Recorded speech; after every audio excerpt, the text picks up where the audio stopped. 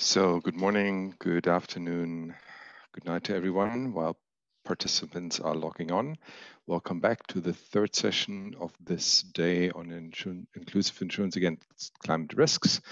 We had a very good start this morning discussing the different roles of stakeholders in PPPs. It was followed by an interesting session on the role of mobile technology in increasing access to especially agricultural insurance, but also other index-based insurance. And this session will nicely put the different links together and we'll discuss the different layers of insurance in order to protect the low-income markets against natural disasters. So a big thank you to the team of the Microinsurance Center at Milliman, Indira, for putting this together, and a big thank you to the panelists for participating and taking the time to attend this session and this conference.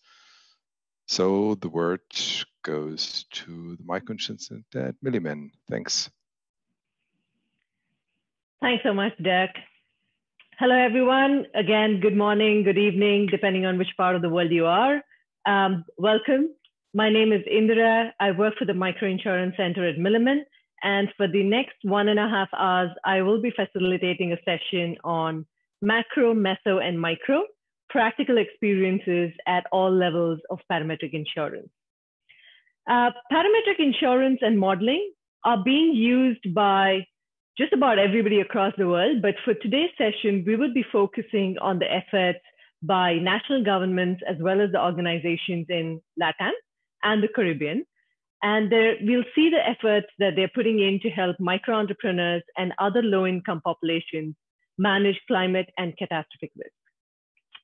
The focus of the session is to explore the nuances and lessons of parametric insurance and modeling, including partnerships, model applications, as well as examples of how these solutions provide fast and reliable responses to catastrophic events, the potential for scaling, and the increased protection for low-income populations.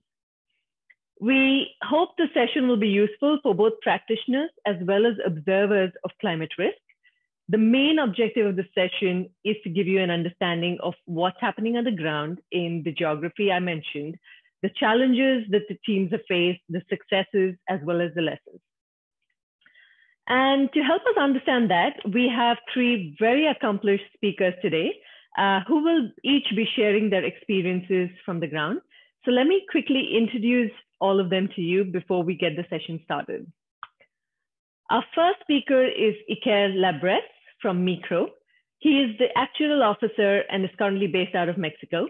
He is an actuary and master of science in emerging economies and inclusive development from London.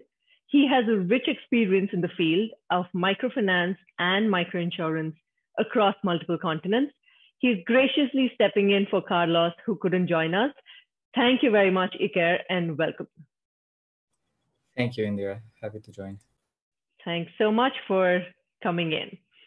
Our second speaker today is Isaac Anthony, who is currently the CEO of CCRIF, SPC, formerly called the Caribbean Catastrophe Risk Insurance Facility, the world's first multi-country risk pool, providing parametric insurance to Caribbean and Central American countries. He has over 25 years of experience and has held key positions with the government of St. Lucia. Welcome, Isaac. It's a pleasure to have you on the panel today. You're on mute, Isaac. Thank you, Indira. It's certainly a pleasure to be here. Thank you so much. Our third speaker for today is Matthew Chamberlain, Principal and Consulting Actuary at Milliman, US. Matt is an expert in pricing insurance for catastrophe exposed areas using advanced analytical techniques, new data sources, and leading edge models.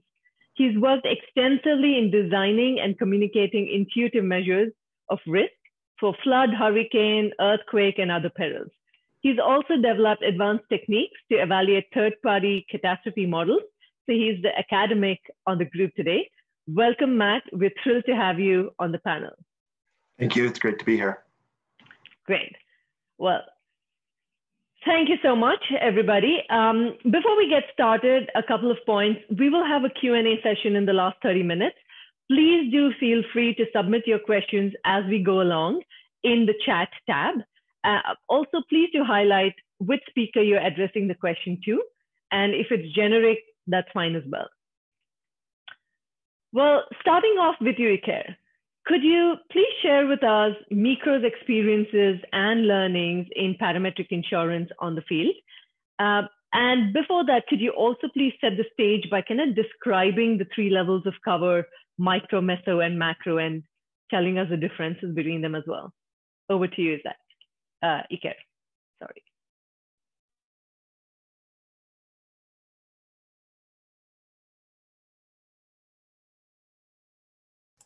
Perfect. I'll very happily do so. And hello to everyone.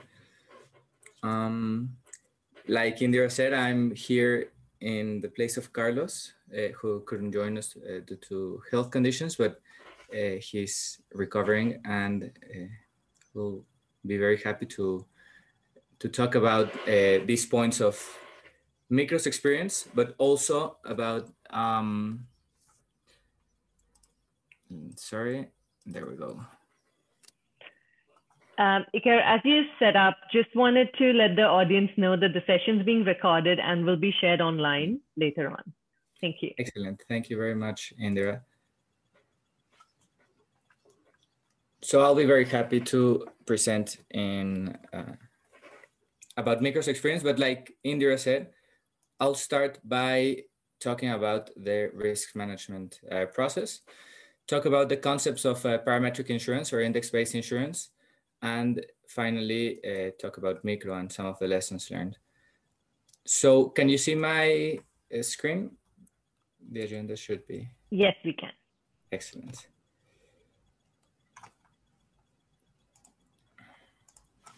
So let's start by talking about the risk management process. And we do like the term holistic here because it's what we're trying to do. It's the idea of this session, talking about micro, meso, and macro solutions, is that there's not a unique solution. It's really a matter of combining different risk transfer and risk management alternatives to provide a solution for individuals and organizations. So in general terms, let's look at the left side of this slide. We're talking about micro solutions when individuals are the beneficiaries. The policyholder can be an organization, an enterprise, or an individual, and the premium can be paid actually by anyone. And we've seen some schemes with subsidies and some without, where the individual is paying the full premium. One of the examples is Blue Marble, and also Micro designs this type of products.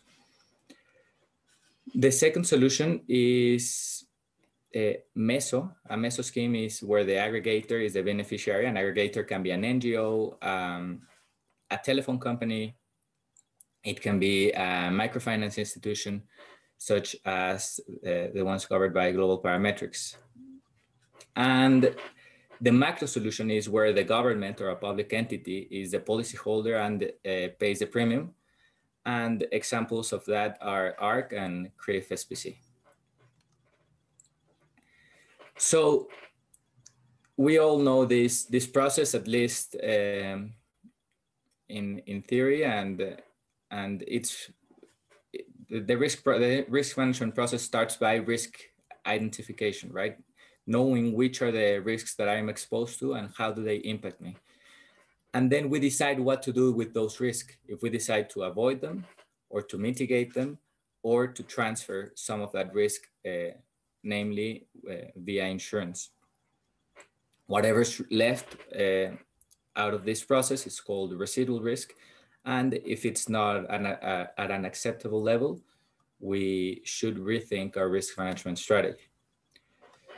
And let me share with you this process linked to conceptualization of holistic risk management that we thought about a couple of years ago. So basically, you have this axis of severity and losses. They follow a positive relationship.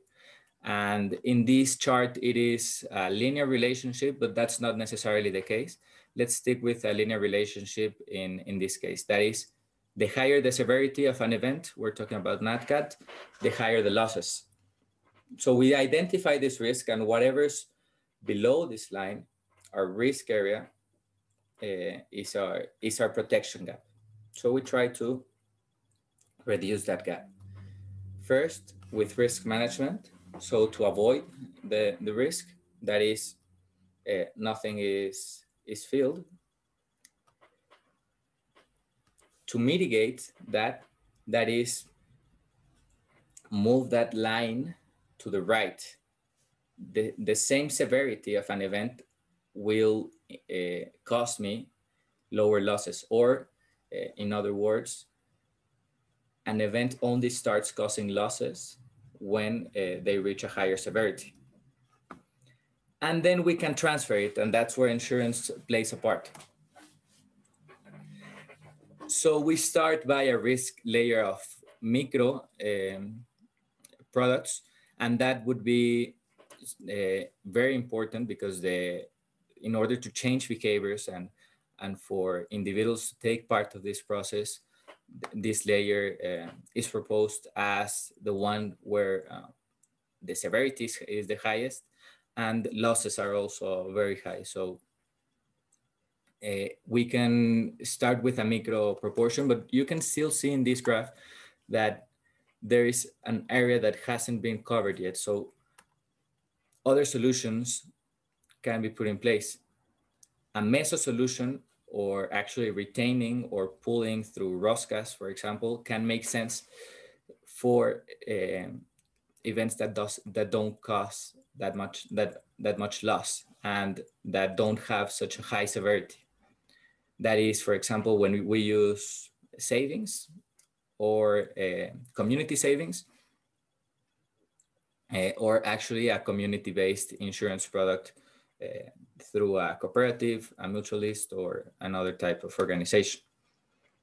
And then a macro solution can help fill the rest of the gap.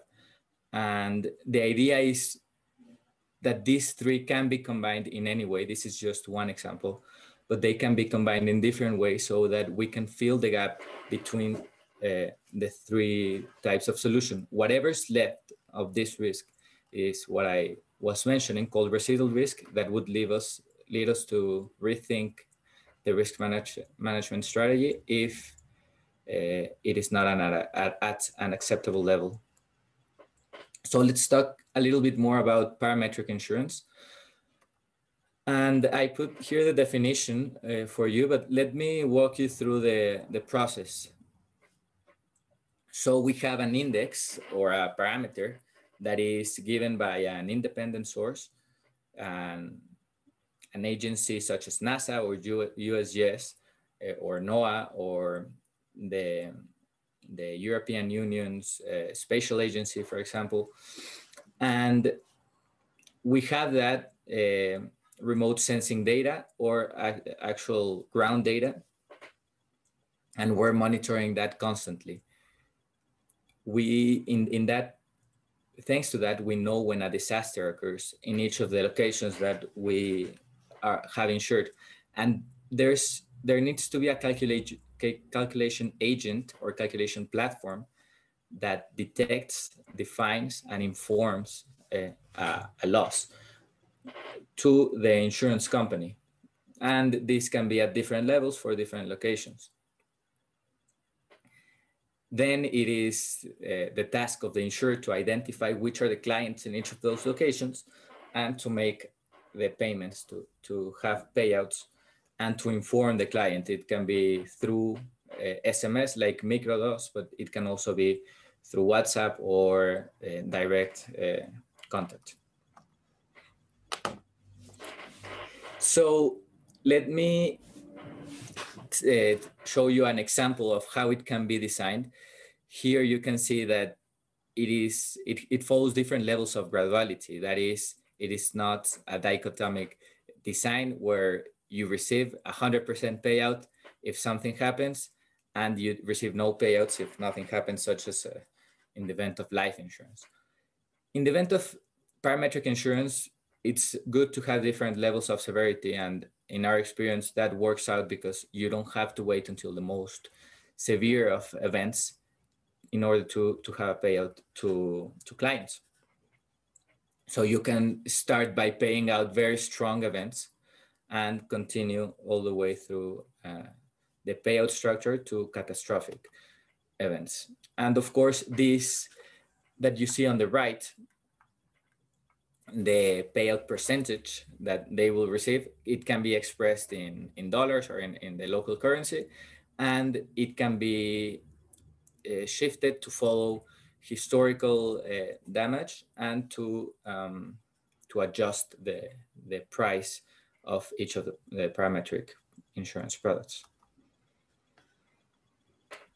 So I'll talk to you about these characteristics that we see in our parametric solutions and put an example of one of them at the end. So our products don't require to file a claim.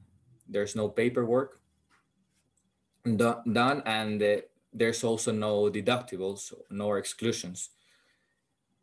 In some other products, there's exclusions of different crop types or different areas. But one of the beauties of parametric insurance in general is that you can reduce exclusions at the maximum level. Then something very unique to parametric insurance and something that we apply is graduality of events, depending on the severity, not depending on the losses that each individual suffered, even though that's highly correlated, but we know that that loss can be different for everyone. But the payout depends on the severity of the event. And the correlation process is done ex ante before you actually agree with the insured what you will pay them. It's fast and automatic payouts. We're talking about days here, not months. And all insureds in the same location receive the same payout level. I'll come back to that in a bit. Finally, nimble and simplified processes is affordability constraints. So on number 5, let me talk to you about a dilemma that we had, which is, do we register exact georeferencing of clients, that is exact latitude and longitude at which their plots or their businesses are located, or do we go for the location of the town or the village or the city in which they're in order to monitor that area and to pay out everyone in that area with the same amount?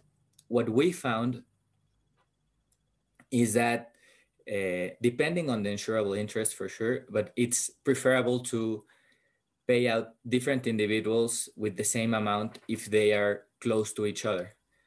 That is also guided by your data sources. The spatial resolution, that is how fine does a satellite or any other source read the ground, is not super precise, or does not have to be super precise for these markets, for low income and vulnerable populations. It is a different case when we're talking about insurance products for large fields and large agricultural or non-agricultural producers or businesses.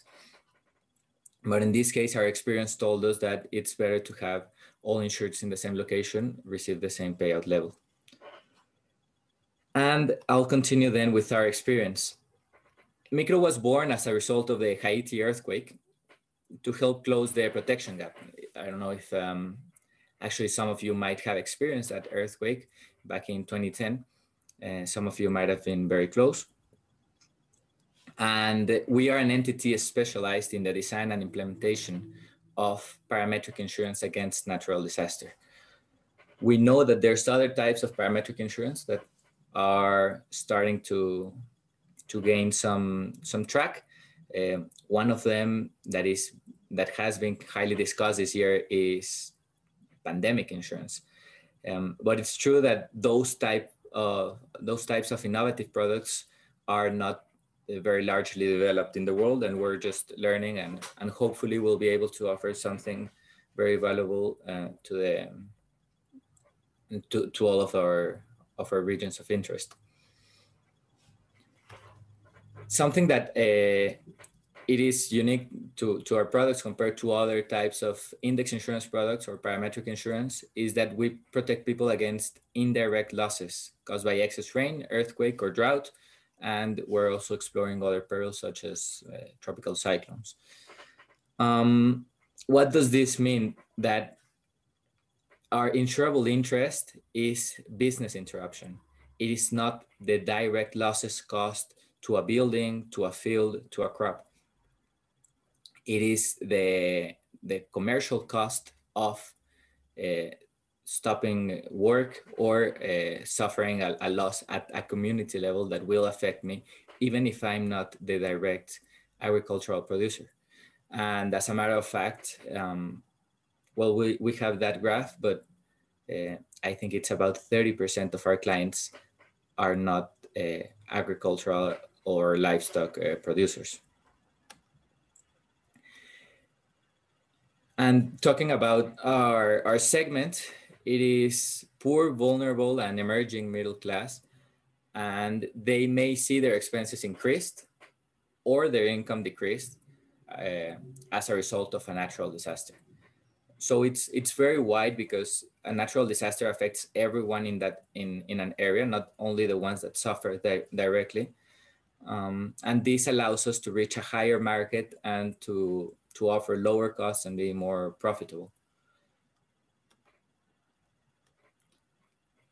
And talking about the need to be self-sustainable and don't require subsidies to maintain a business, let me share with you very quickly the business model, because it is often a question of what is Micro doing in the value chain. And we see ourselves as the facilitator. We lead product design, we operate the calculation platform and monitor product performance, but we only facilitate this process that needs the involvement of various actors. Of course, the individual or the insured, the aggregator, it could be a financial or microfinance institution, or it could be another type of institution or international organization, UN agency. Actually, right now we're working with the WFP in Central America, and that can be that is a very important actor in the value chain, because it helps you reach the customer. It gives you customer access and collection, and that the aggregator has all the knowledge about the end customer. We also need an intermediary or insurer that takes the risks and issues policies, and of course the risk capacity by the reinsurer to provide protection to the end clients. And let me share with you our roadmap. And I'll talk about time to market. How much has it taken us to reach a market? The first stage was it took a little longer. It took us 3 years to define our strategy, the region of interest, and then to launch our first product in Guatemala.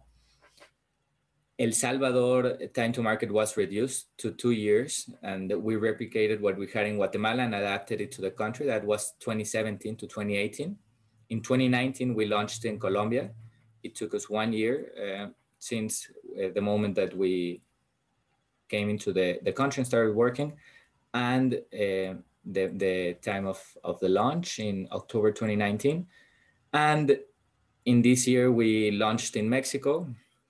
As a matter of fact, this is the first week of sales of Micro's products in Mexico, and it has taken us about 9 months for this product. Of course, this cannot be reduced to 0, but in the in the future, we plan to expand to more aggregators now, also that the regulators are more familiarized with these types of products, have higher capacity to analyze them, and have reduced their times of approval.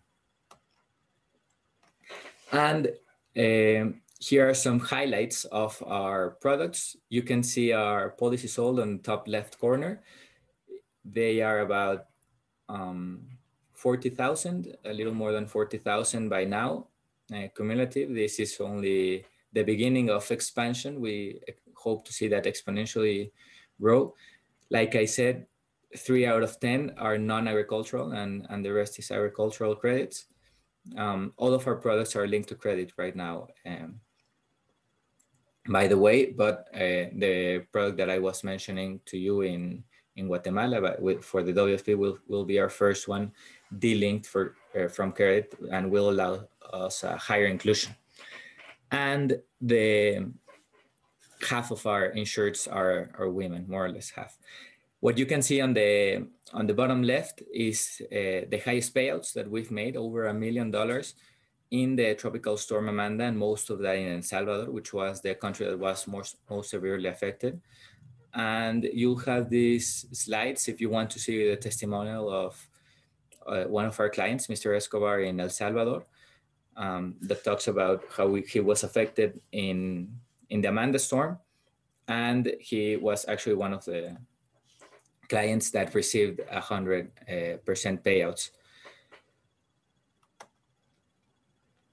So let me just finish with 3 takeaways. The first one is advanced technologies, higher risk awareness, and a favorable political and regulatory environment are critical enablers of inclusive insurance. We talked about a few years back about a lot of constraints on the supply side, and now it is up to us. A lot of these are solved. Then there is this balance that we need to pay attention to between holding the highest possible value for beneficiaries, but without forgetting the relevance of an aligned distribution channel and the sales force. And finally, index-based products are not perfect and require a solid M&E program as an input for continuous improvement. It is products that will be updated frequently based on new data sources or new methodologies found. Thanks a lot. I'll be happy to answer any question. Thanks, Iker. I can already see some questions coming in, which we will go to the end of the session. But could I ask a couple of quick ones before we move on to Isaac? The first question that kind of comes to me is, Micro has mostly provided or worked at the micro level, as the name of your company suggests. But have you ever tried offering meso or macro level solutions? If so, what's been your experience? Yeah, we actually, thanks for the question, Indira. We actually explored meso solutions, especially in 2017 and 2018. And a lot of the partners that we talked to were interested in a meso solution, but we found out that in the end, they preferred that the payout went to each of the individuals. And in the end, they leaned for a micro solution because they did not want to have that issue of distributing and choosing how which person gets how much, right? So that's why we moved our focus only to micro solutions. But in the future, I think because of this complementarity, we will get back into other types of schemes. Interesting. Thank you so much. I'm sure we'll get more questions on that one. The other question I have for you is, you mentioned that the parametric insurance products are not perfect. And I think that's something that's been a constant point of debate and discussion about basis risk and so on. Do you see these products evolving further to become more customer-centric or to reduce those kind of issues? Yes, definitely. Actually, I do see already a trend of getting closer to the customer through new communication methods. But also a trend of improvement of all parametric insurance based on new data sources and better methodologies to assess them. However, we must always remember, and as Jeff said yesterday, they are only models. It doesn't matter if it's deterministic, if it's stochastic, or whatever the model is, it is still a model, and there's still room for improvement. Fantastic. Thank you so much, Iker. So moving on to Isaac. Isaac, over to you. Very curious to understand the background of the setting up of CRIF, which was, as I mentioned before, the world's first multi-country risk pool. So could you please talk us through how it was set up, why it was set up, and kind of the learnings and the success and challenges that you guys have faced, and how it has been utilized by the governments in Caribbean and Central America to kind of rebuild low-income communities after disasters. So over to you, Isaac. Thank you, Indira. And again, good morning to all. And so my presentation will focus on the macro level aspect of the parametric insurance. Of course, the whole idea is to be able to give you a perspective of how this really impacts the government. I will also give or highlight some examples and also indicate how it would benefit the vulnerables and low-income communities. I will also give my perspective on CRIF SPC, as you already indicated, Indira. CRIF SPC is the first multi-country risk pool and formerly known as the Caribbean Catastrophe Risk Insurance Facility, and which is CRIF is also a member of the global, the Inter-Resilient Global Partnership. So how did it all get started? So CRIF SPC was really, the inspiration for the establishment of CRIF SPC really came from one major hurricane event, which occurred in the year 2004, called Hurricane Ivan.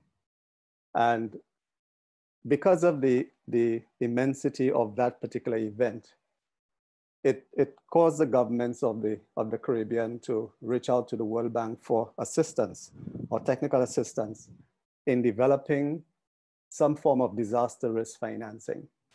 And this eventually led to what was then known as the Caribbean Catastrophe Risk Insurance Facility, which, as has already been said, was the world's first multi-country risk pool based on parametric insurance. And the whole idea behind this facility was to provide some level of protection to the government in helping them to manage disaster risks by limiting the financial impact of catastrophic hurricanes and earthquakes. And how this has been done is essentially by providing short-term funding to support work by the countries or relief work in the immediate aftermath of such disasters. In terms of the rationale for selecting parametric insurance, the key points is that it really allows for claims to be settled very quickly. And as a point, I think that is where the key value proposition is. And in the context of CRIF, we always settle within 14 days.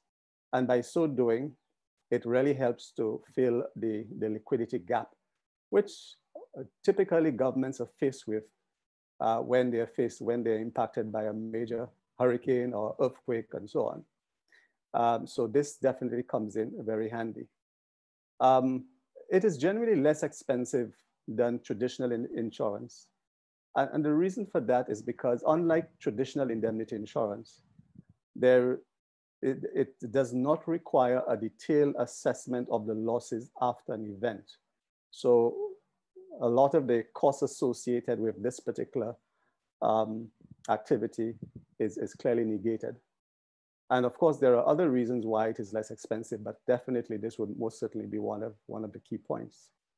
It certainly allows the governments to reduce their budget volatility after a natural disaster. Because one of the challenges that a lot of governments in the Caribbean and Central America face, especially when they do not have the ex-ante financial instruments available. There's usually a scramble to find resources to be able to cover such losses. And so the first place they typically look to is within their budgets. And so by having parametric insurance, it certainly helps to reduce that level of volatility. It also offers diverse products for a range of peril and for economic sectors, which I will expound on a bit later in my presentation.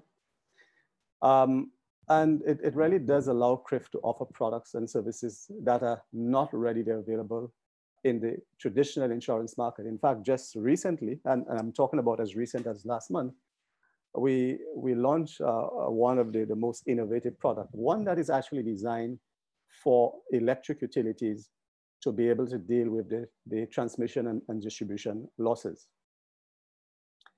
So CRIF is really, well, as I said, when it was established in the year 2007, we had 16 member government, and that the membership has actually grown. So in the case of the Caribbean, we have now moved to 19 members. But one very significant development took place in the year 2000, in 2014. And that is we expanded into Central America. And it's for that reason that we now have Guatemala, Nicaragua, and Panama. And I guess you all probably know that there's actually a hurricane that is impacting Nicaragua right now. And in terms of the broad membership, it covers, based on population of countries, it covers about 50 million persons, 17 for the Caribbean and about 33 million in Central America. So again, for CRIF, I think we have already made the point about it being the first multi-country risk pool, but CRIF really operates as a not-for-profit organization. In other words, basically it was set up to really serve the governments, and so that all the resilience, all the residual benefits that we make really goes back for the benefit of those countries. And so once you're a member, you obviously benefit from that. Unlike indemnity insurance, CRIF parametric products are really contracts, and I think Iker, I think, highlighted that point, that makes payments based on the intensity of an event and the amount of the loss calculated on a model or pre-agreed model caused by these events. CRIF represents a cost-effective way to pre-finance recovery efforts. And we have seen, again, a lot of cases of that in the region where it has helped to fill the gap between immediate response and long-term development. So again, CRIF was never designed to be a full solution in terms of disaster risk financing. The whole idea is to be able to provide that quick liquidity to the governments, so at least they can start the recovery process while they await other sources of funding. When CRIF was established in the year 2007, we had earthquake policies. We offered earthquake policies, tropical cyclone. A few years later, we added excess rainfall. Last year, we added a product that was designed specifically for the fisheries sector called Coast. And as I indicated a while ago, just last month, we offered a product for the electric utility sector.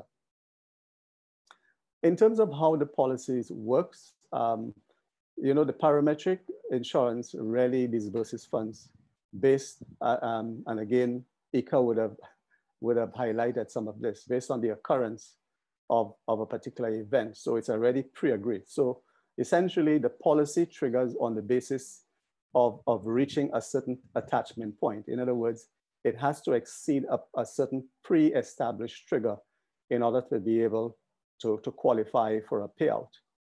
And this is actually estimated based on a number of factors. For example, in the case of tropical cyclone, it would be wind speed and storm surge. So that would be the trigger. Certainly in the case of earthquake, it would be ground shaking. in the case of rainfall, for the time being, it's based purely on the volume of rainfall. So the hazard itself applies to a predefined government exposure to produce a loss estimate. Of course, there is actually a limit of the policy based on the amount of coverage that a country would have purchased. Sorry. We have made payouts, 45 payouts, that is individual payouts to date, totaling $163 million to 14 member governments. And of course, the latest is the one that we've made just this year to Haiti for a rainfall event associated with tropical cyclone Laura. And all the payouts, as I've said, are made within 14 days. This particular slide really highlights the use of payouts by government, which I know is of immense interest by a lot of our stakeholders, including the donors. And as you can see, a significant part, an overwhelming part of it, is actually used for immediate post-disaster activities in terms of cleaning up and things of that sort, or even providing humanitarian support, providing water, food, medicine, things of that nature. Interestingly, some countries choose to use some of it for long-term infrastructure. That is like, for example, rebuilding schools, roads, and things of that nature. But the parametric insurance really has to be seen in the context of the broader disaster risk financing. So governments should really build the financial protection strategy, taking the key elements into concern. And one of the things we have to bear in mind is the probability of an event with, when compared to the severity on events. And we already know that there is a sort of inverse relationship between those two. The probability of an event happening to the severity of the event. Although having said that, what we are now seeing, especially with the impact of climate change, we are seeing the increasing intensity and frequency of those events, certainly in the region. But typically, we have to look at the layering of those risks. So for example, those low risk layers, which essentially would deal with local floods and landslides, such as what a number of countries in the Caribbean has experienced even over the last few weeks. Typically, the country would look to their budgets, contingent budgets, reserves to be able to fund those. But maybe on the higher end for the less frequent events, but greater frequency events. Sorry, the more frequent or less frequent events, but the higher intensity events. We are looking at the high risk layer, which essentially would look at disaster risk financing in terms of parametric insurance and catastrophic bonds. CRIF does actually have some level of experience with microinsurance, and I will highlight really two of them. One which is COAST, which is one developed for the fishery sector. And of course, there is also the livelihood protection policy, which was really based on a collaboration with the Munich Climate Insurance Initiative for an initiative called the Climate Risk Adaptation and Insurance Project. So in the case of the livelihood protection policy, this particular product really targets individuals. Again, the whole idea is to help them to provide that level of protection to vulnerable groups, such as farmers, tourism workers, fishers, and so on. And essentially, the livelihood protection policy is designed to reduce the vulnerability and sustain the livelihood of low-income communities.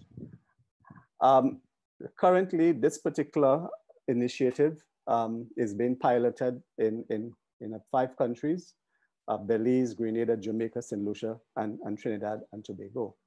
In the case of COAST, this one is a very innovative one because it recognizes the government as the policyholder, but the ultimate beneficiary are the fisher folk.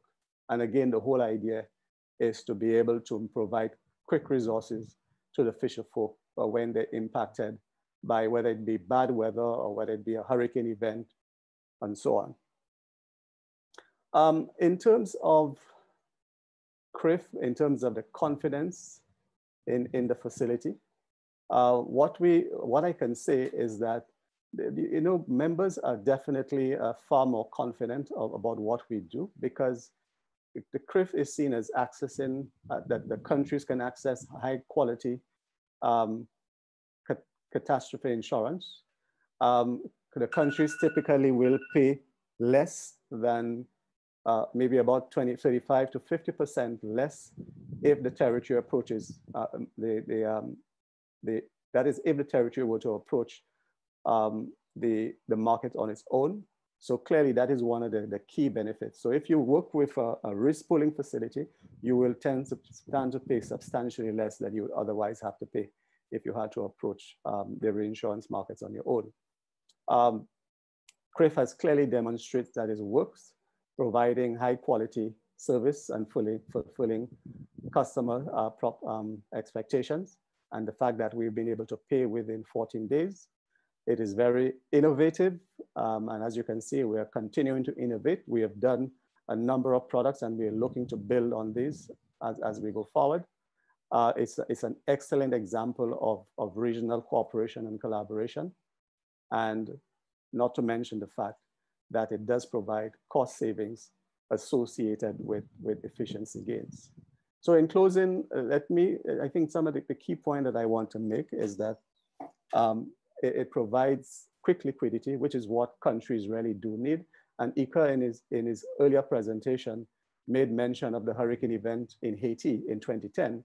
Well, Haiti was actually already a member of CRIF at the time, and CRIF made a payout of about $8 million or so based on a very, very small coverage. But that was the first form, and for a long time, the only source of financial injection made to Haiti. So that really demonstrates the benefit that they would have received, even for that particular earthquake event. The parametric insurance that we provide allows government to quickly support the most vulnerable groups, as we have seen. It certainly helps to reduce budget volatility. The other very key point is that by purchasing parametric insurance, it reduces the reliance on debt. So this is one of the things that we have to consider when we are comparing different types of financial instruments. It also offers diverse products for both a range of perils and economic sectors, and also offer products and services that are not readily available in traditional insurance market. It's not a silver bullet by any means. CRIF was never, the parametric insurance that is currently offered was never designed to cover all of the loss, but it does play a very key part in helping countries to recover in the immediate aftermath of a disaster. I thank you. Thank you so much, Isaac. That was quite eye-opening. Before I move the stage to Matt, I had a couple of questions, which if you'd like to answer. The first question that comes to my mind is, what was it about the Caribbean region that made this world's first multi-country risk pool possible? And what can other regions who want to set this up, what can they learn from you guys? Yeah, thank you again for the question. I think it's certainly in the case of the Caribbean, I would say Hurricane Ivan in 2004 was a major catalyst that led to the establishment of the CRIF. All the stars, I would say, seem to have aligned to make it possible. And that I would say would be, one of them would be strong political support. So the request to the World Bank for assistance really came from the heads of government themselves. There was also very strong support. Without that support coming from the donors, it simply would not have been possible. And when CRIF was established, I must admit that based on the initial response that we got from reinsurance, there was some level of skepticism, but they bought into the idea and they decided to work with CRIF and the World Bank and so on. And that, I think, played a very key part. But there are other factors as well. The Caribbean has had a strong, I guess one could say, functional cooperation through a regional organization called CARICOM. So working together as a group through that level of collaboration and making the approach to the World Bank and to the donors, I think made that very easy. And the other thing is that the countries were already beginning to pay attention to the whole aspects of disaster risk financing. Because remember, the Caribbean is usually considered to be a high-risk area when it comes to disasters, tropical cyclones, and so on. So, and we've had many examples of this even before the CRIF was established. So again, they really started paying, as I said, a lot of attention. In the case of the Central America, while they did not have this catalytic sort of event that the Caribbean had, but there was Hurricane Mitch in 1998, which was actually I think the second most devastating hurricane in the Atlantic. In the history of hurricanes. And that particular event actually caused accounted for about 11,000 fatalities, notably in Nicaragua and Honduras. And so given how serious that event was, it is something that always remained permanently etched in the minds of Central Americans. So when the idea about joining or being part of the CRIF came about, it made the conversation a bit easier. The other thing is that they do, like the Caribbean, they do have some level of regional cooperation through an entity called COSEFIN, which is really a grouping of ministers of finance. And I think that has definitely worked well.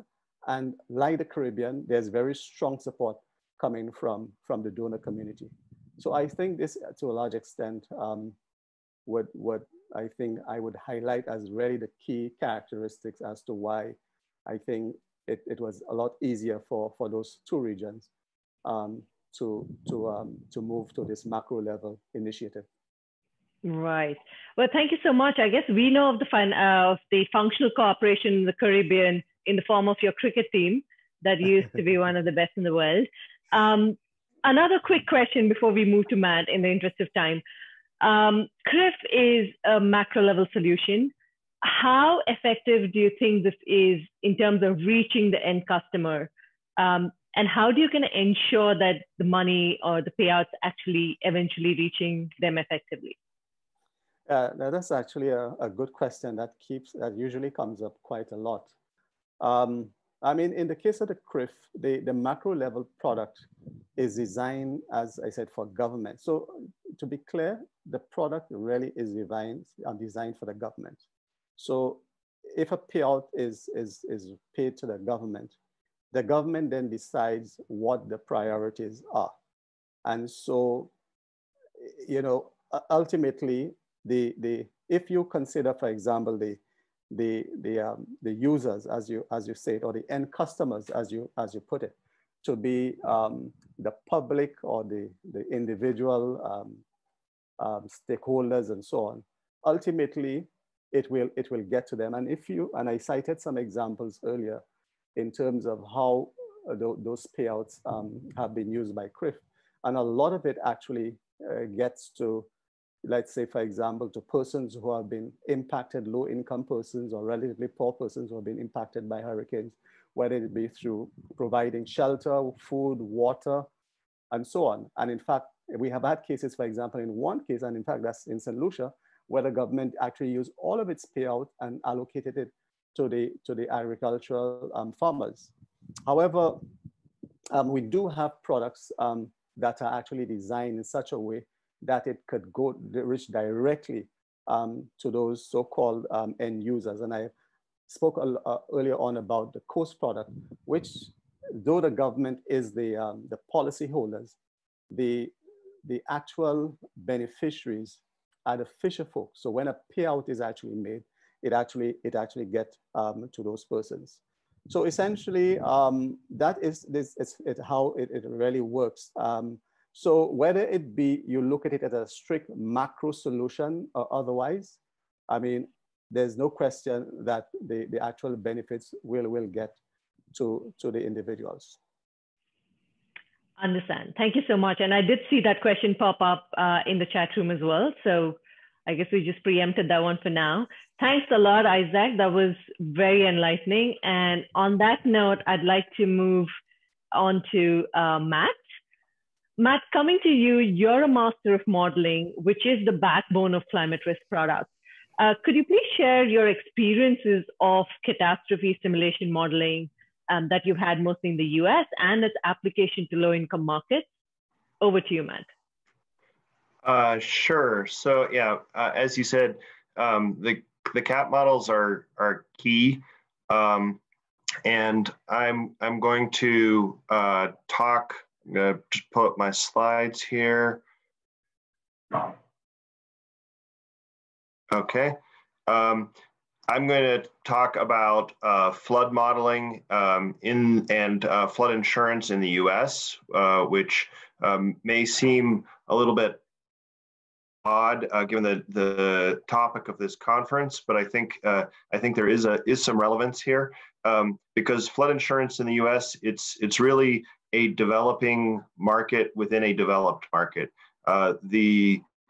The take-up rates for flood insurance in the United States are very, very low. And until quite recently, it was viewed as an uninsurable peril. And so I think there's a lot of, and that is changing in a significant way. And I think that has some lessons for inclusive insurance. So, people have already talked today about the protection gap, and the protection gap isn't something that just exists. Matt, sorry, we don't see your slides. Oh, I'm sorry. No worries.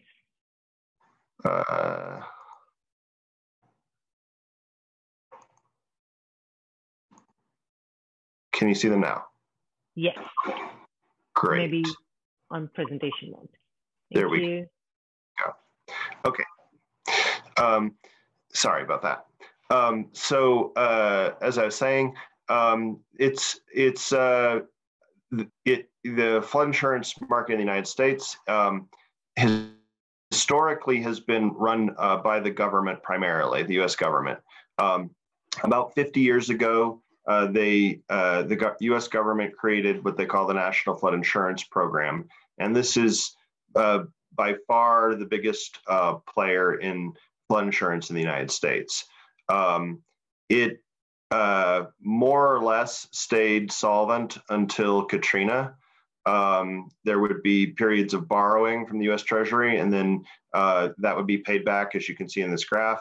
And then after Katrina, that came to an end, and the National Flood Insurance Program has been in continuous debt, substantial debt on the order of $20 billion since then.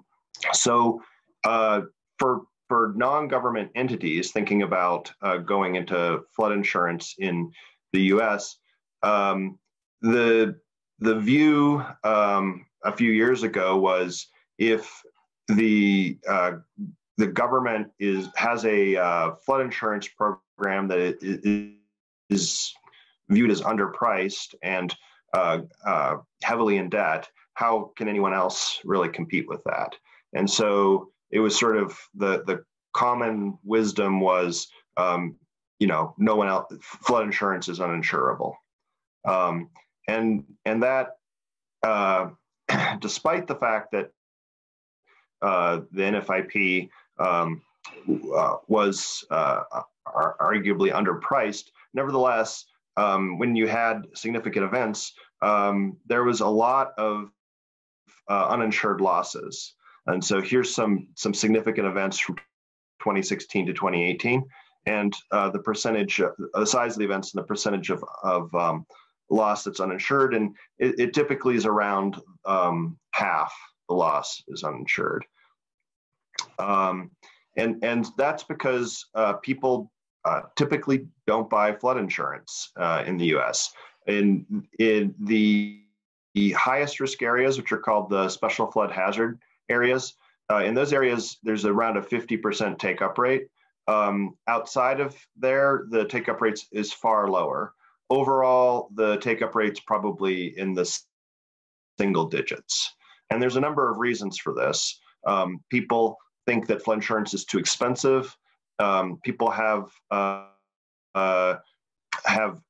some incorrect views about flood insurance. They think that if you're not required to buy flood insurance, then you're not at risk of a flood.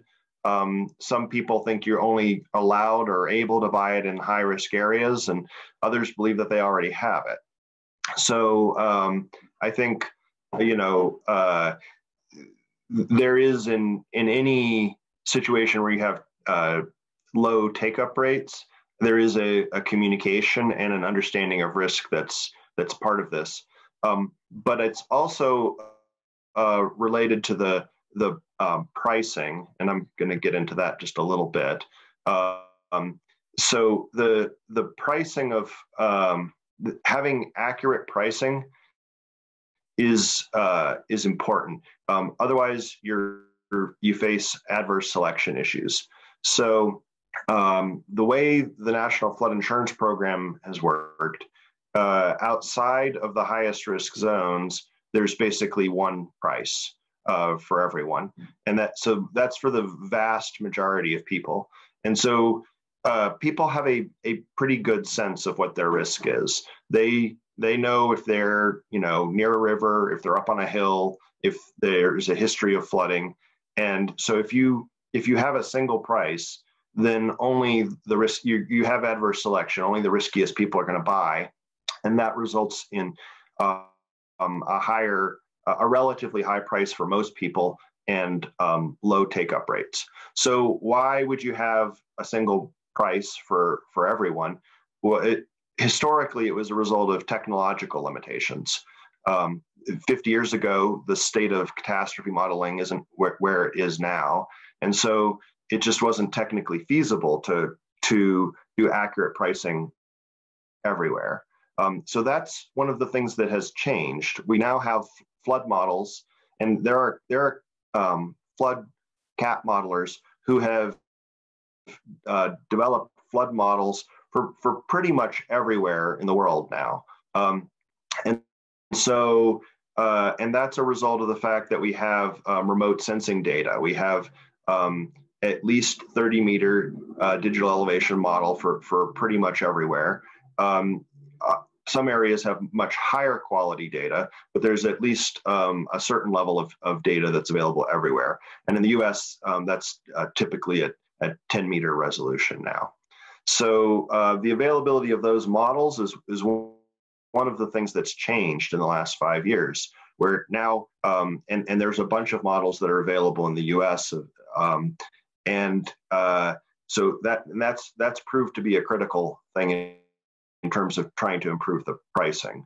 And as in other markets, people becoming aware of their risk is important. And I think the improvement in pricing relates to that too, because pricing is a signal, and if you tell everybody that they have a certain common level of risk, they may not realize what their true risk is. And so by constructing better premiums, you get a better idea of, consumers get a better idea of what their risk is. And then of course, there has been a lot of reinsurance capacity and an interest in finding somewhat uncorrelated perils. Obviously, when you have storm surge, that's correlated with wind, but when you look at inland flood, you can have perils that may have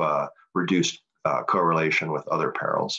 And then specific to the United States, there were some legislation issues that needed to be resolved. So I think this slide gets to the question of how to make flood insurance understandable, but also to the CAT models and that sort of thing. So what I'm showing here is I'm showing a few different geographic information systems variables mapped. So you've got elevation relative to sea level on the top left, relative elevation on the top right, which is the elevation minus the average elevation in some nearby area, distance to coast on the bottom left, and distance to river on the bottom right. So these are things that are intuitively understandable by anybody, that have to have a relationship with risk. So this is something that can be used in a number of ways. It can be used in pricing. It can be used in communication of risk, and it can be used also in vetting CAP models and evaluating them, and because these are things that we have a strong prior that these are going to matter. If you're at a relative elevation where you're higher up than the nearby areas, all else being equal, you should have lower risk than if you're at a lower relative elevation. And so you can look at catastrophe models and as a way of validating them, check to make sure that that's the case. And if it isn't, then you've got some questions for your CAP modeler. So what this has resulted in over the last few years is a lot of private flood growth, where now there are around 100 standalone personal flood programs that have been launched in the U.S. since 2013, and Florida is the big one, but there's lots of other places where we now have private flood insurance in the U.S. And that's a result of and here's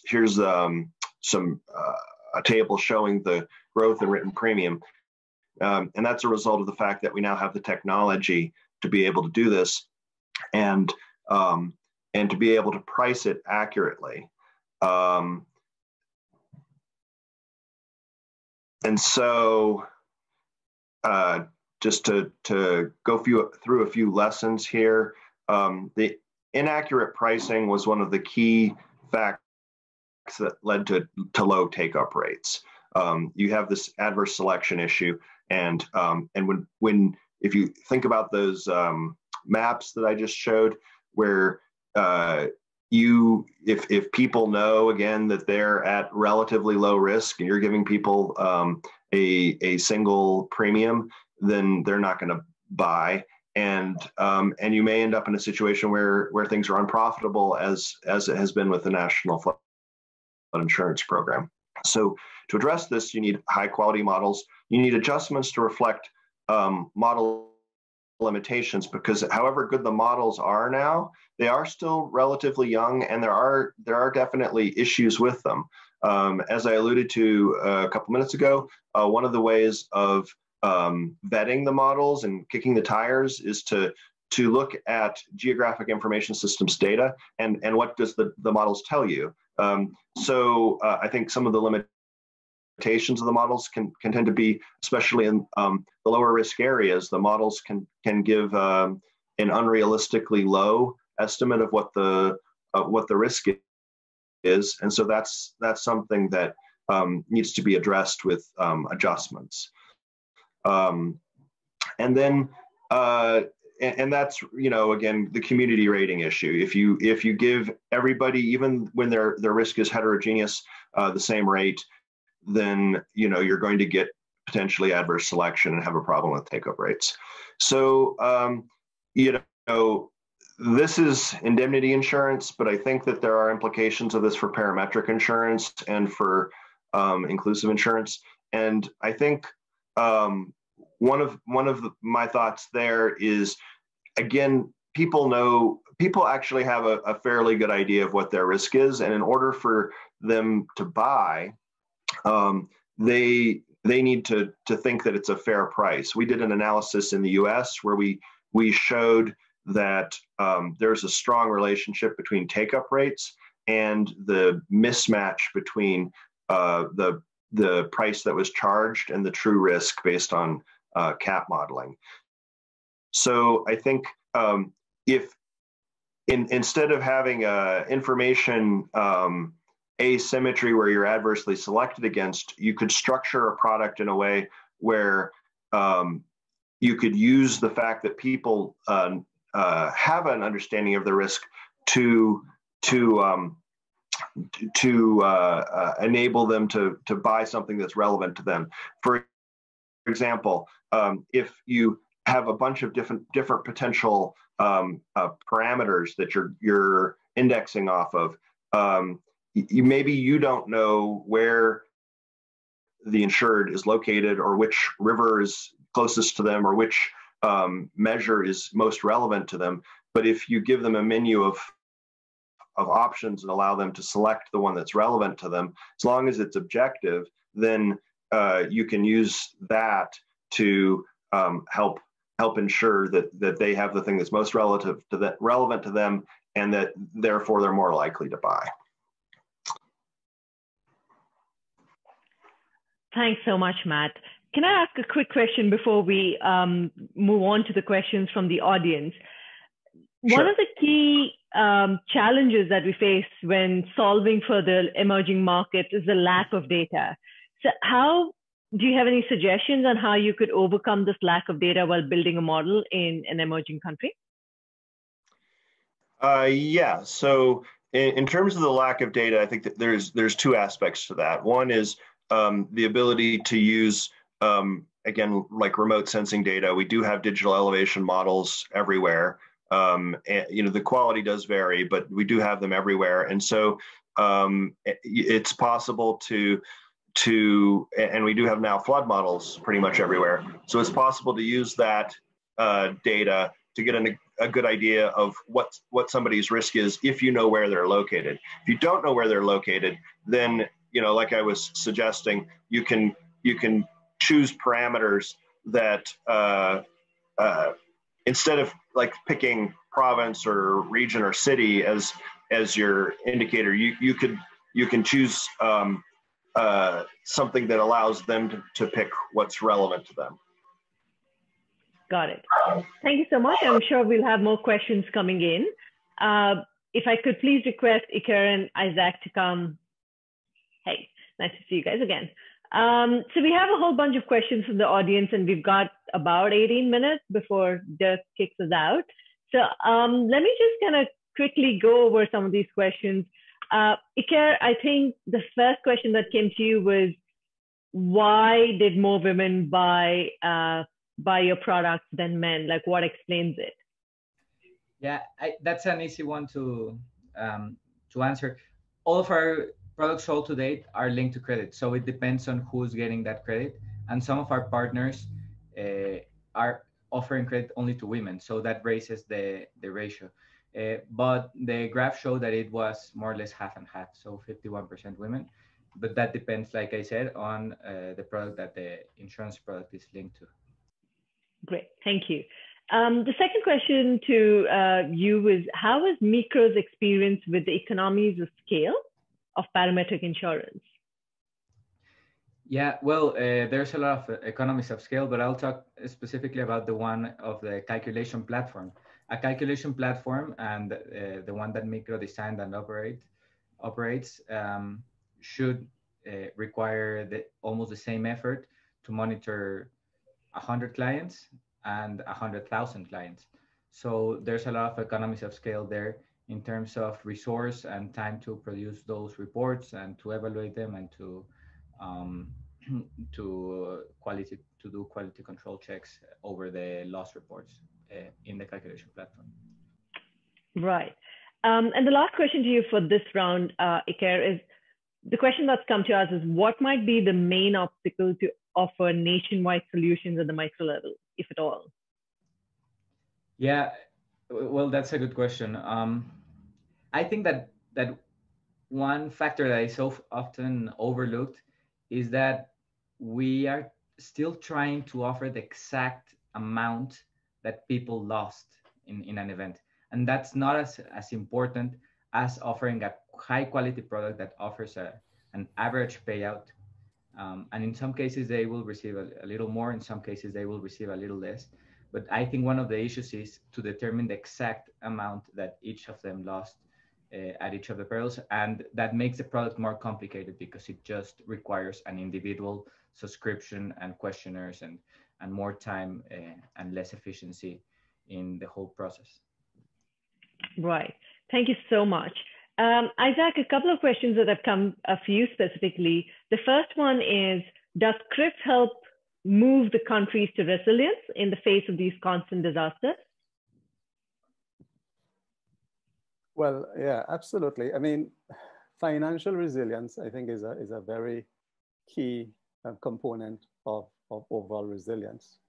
I mean, there are other aspects. There's the physical aspects of resilience. But again, given the fact that CRIF is essentially an insurance company, and in fact, we do really operate, as I like to say, as a development insurance company, because it was really set up for the benefit of the member countries. That is one of the aspects that we focus on. And just to be very clear, there's just no one component and no one element on its own will move the countries to full resilience. So as I said, the key element for us is to make sure that the countries do have the required resources to be able to respond immediately to a disaster, while the countries are considering other types of instruments, whether we talk about contingent credits, whether we refer into CAD bonds, or whether we talk about a resilience pool. But indeed, this is one of the, I think, ways that we contribute, in a sense, to helping the countries build resilience. Thank you so much. Another question that's come for you, which has come a couple of times, is how effective is insurance when severe climate events are almost happening every year? And we're going to see more of these, I guess, going on. Yeah, I suppose I invited that question by making reference to increasing frequency and intensity. But yeah, I think it's a pertinent question, and it's something that I'm sure a lot of the insurance experts are trying to grapple with at the moment. Let me say that while indeed we are seeing the trend of increasing frequency and intensity, but I wouldn't say that it has gotten to a point as yet where insurance is not a viable solution. It still is a viable solution. One of the things that we have to bear in mind is that the risk, like anything else, will have to be appropriately priced. And so I think one of the results of this increasing frequency and intensity is that you will see insurance rates going up. But it will get to a point when, one would question, whether is it really worth it to buy insurance? Unfortunately, we're not at that point yet. Well, good for us, and hopefully we can turn things around before they get worse. Yeah. Another question for you is about the livelihood protection policy that you spoke about. The question is, how effectively can such a product complement a government social protection intervention? Could this form a sort of a micro, macro bundle? Yeah, absolutely. I think there is excellent complementarity, I think, between what the governments are doing on the macro side to what can be done on the micro side. So if there is a way that government can actually facilitate the propagation of microinsurance product, then it really does put, I think, less pressure, certainly on the government itself. But one of the things that we've also discussed, even within the CRIF, is the possibility of being able to, for example, the government, in terms of providing its social protection, maybe making support through microinsurance available to the individuals by the government itself actually purchasing insurance. And to be honest, that particular idea, I think to a large extent, may have motivated, would certainly have had an impact in terms of, why we decided to move in the direction of the product that is designed specifically for the fishing sector, the one that we call COAST, where the government is actually the policy holders, but with the ultimate beneficiaries being the fisher folk. And there's a lot of potential for doing a lot more of these at the end of the day. One of the key things, though, that we have to consider as we add those additional products is how it is going to be paid for. I mean, governments do have a certain amount of constraint, but there is also a possibility for some of those products that the ultimate beneficiaries can actually make a contribution in terms of the premium itself. So we would need to consider very carefully the specific situation of countries and to determine how best to respond to those situations. Fair point. Thanks so much, Isaac. Moving on to you, Matt, a couple of questions that have come in for you. The first one is, what is the resolution of your pricing for flood insurance? And how many different pricing per state do you have, for instance? So the resolution, it depends on, so again, there are a lot of different people producing flood insurance now in the US. And so people are doing it in different ways. But it can be up to a resolution of about 10 meters. That would be probably the highest resolution. And in some cases, that could be the resolution everywhere, where everybody's doing it 10 meters. In some cases, you might have the resolution vary so that in areas that are, say, have very low population, where there's going to be very few insureds, if you're out in the desert or something in the mountains, maybe you go to a lower resolution as just a bit of a trade-off. But I would say you can do up to 10 meters. And and how many different prices? Millions, billions.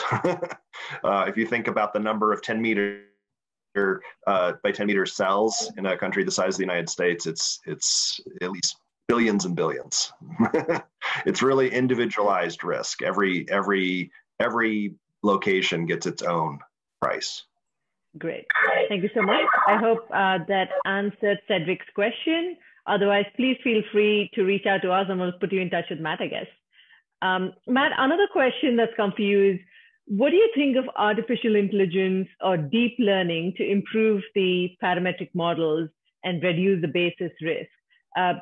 Would you have any examples of kind of using these tools? Have you seen them being used?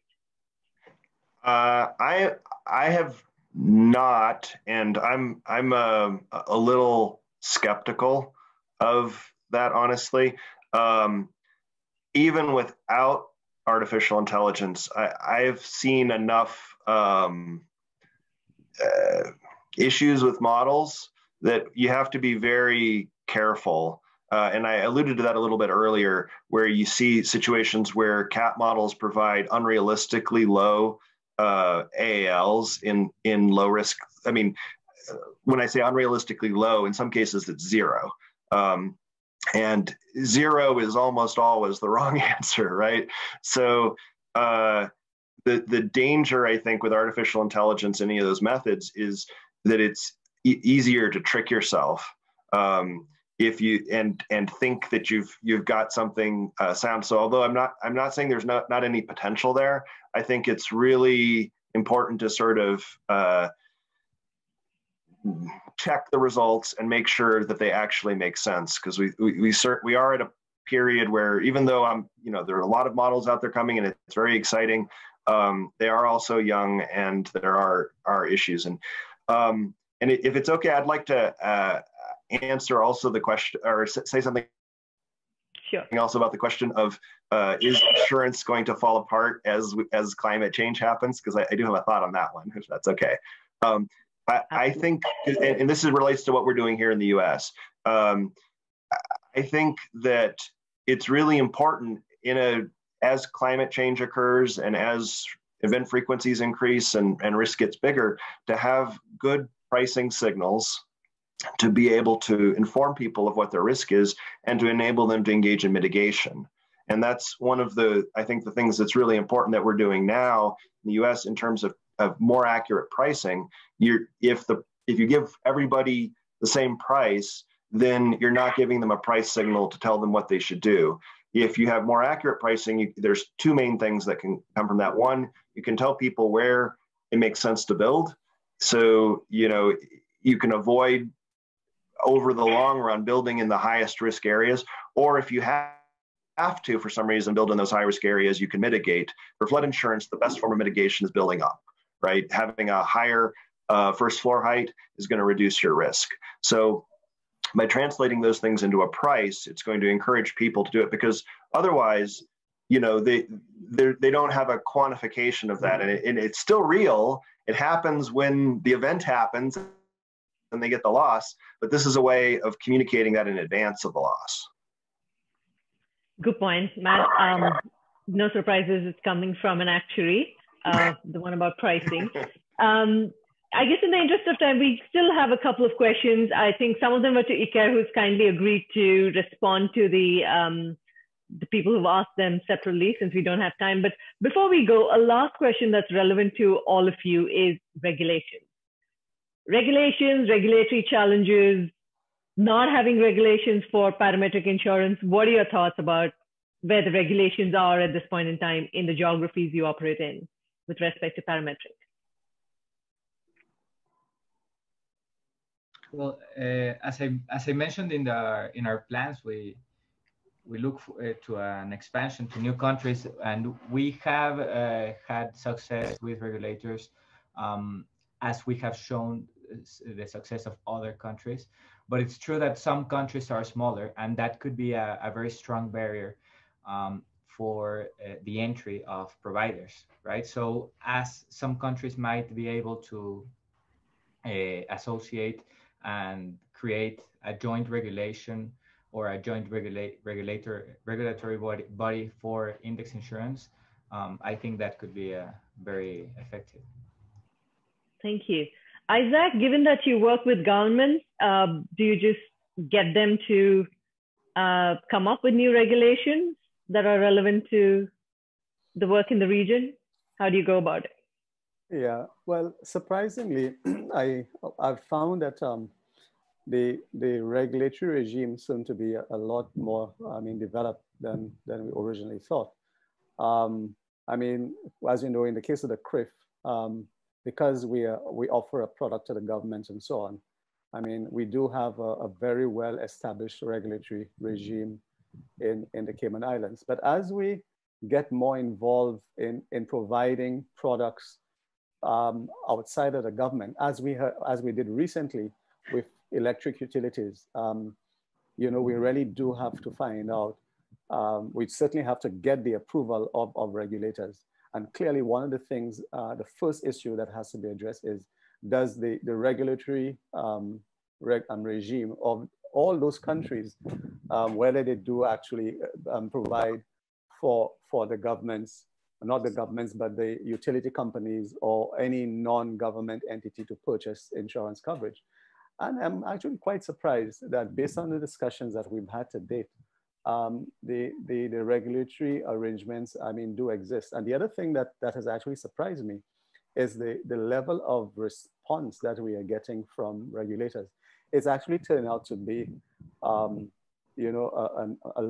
easier conversation than we originally thought. For example, when we met with the regulators to get the approval to get, for example, the electric utility product off the ground, it actually went very smooth. And in fact, I must admit, there was even some degree of excitement, because regulators, interestingly, do want to get involved and support innovation, which is something that I think we need to recognize, so yes, but where necessary, of course, the whole idea is to, where there are gaps in the regulatory regime, the intention, of course, is to work very closely with the governments to help fill those gaps.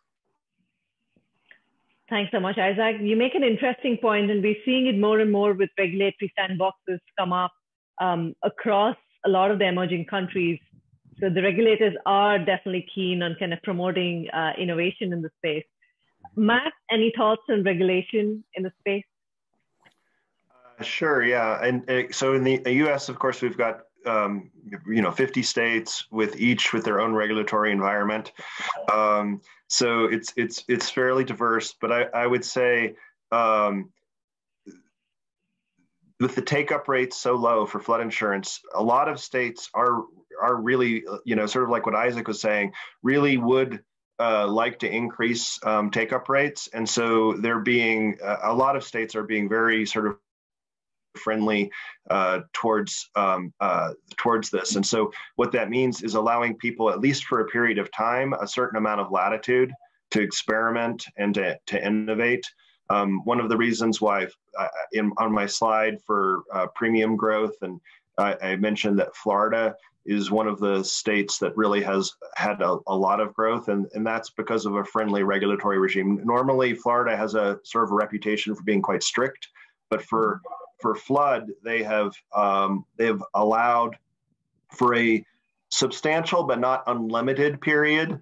They're allowing companies to set their prices without having to get them approved by the state, and that's really important for a new product like this that's so new, where people aren't really quite sure how to do it, and the models are going to change, and they don't want to get locked in to something that turns out to be a mistake.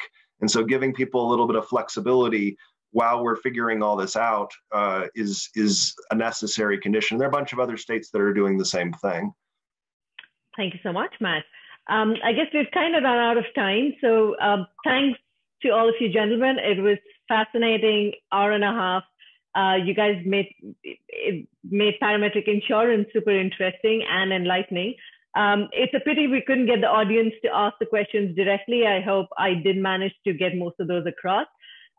Just to kind of sum up the session, at least the key takeaways for me, was interestingly, it was kind of back to basics. It was about keeping products kind of SWA, which is, simple, understood, accessible, valuable, and efficient.